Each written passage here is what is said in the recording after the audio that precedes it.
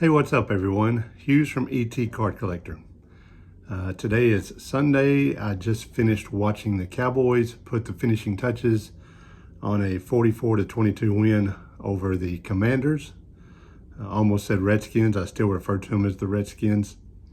So that was nice to see.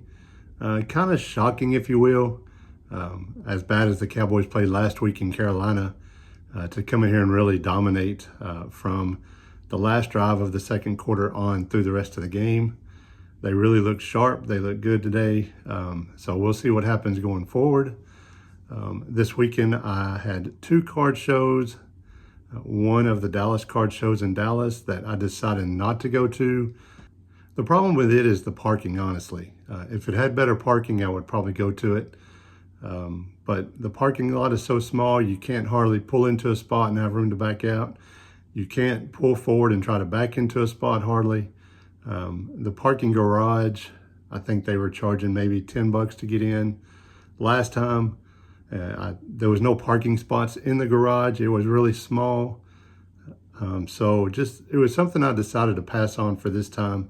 Instead, I chose to go to an antique store down the road from the house. I wanted to go see if they had cards in there, and turns out they did. So I'll show just a tad bit of footage. I think there were two dealers, maybe there was really a third dealer, but they were so very unorganized, just had boxes and boxes. But right as soon as you walked in, there was a guy with multiple cases, if you will, of sports cards. So I'll put in a couple of short videos here in a minute and show you those pickups. Then today I went to a new card show that I'd never been to. Very small, probably the smallest one I've ever been to. It was probably 30 tables, maybe 20 dealers. I thought it was running like 10 to 5.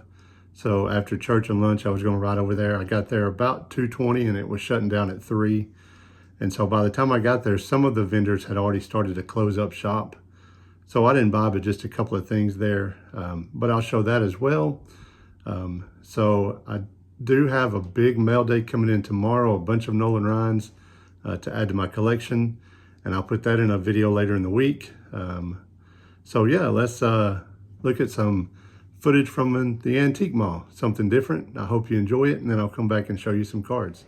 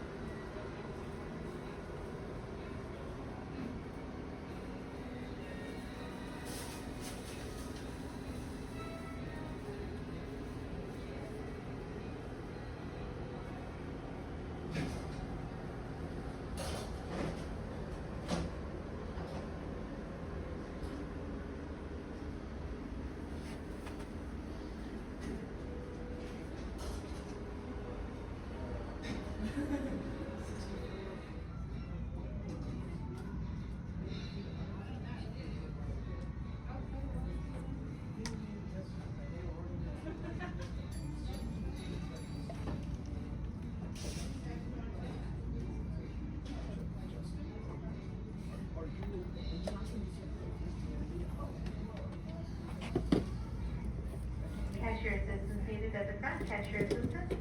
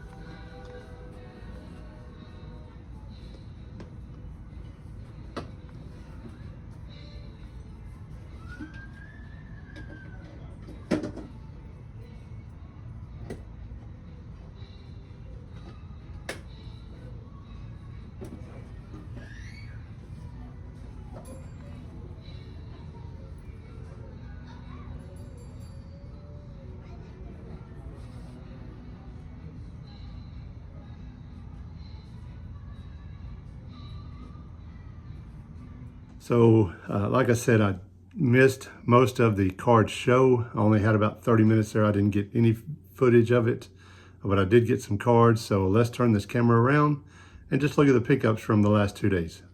The first couple of things I got are minor league team sets of the Toronto Blue Jays, 1982 Syracuse Chiefs. I just thought they were cool little sets. I don't intend to keep these. I just thought it was a cool find to find these in Dallas. And so I'll sell them or do something with them.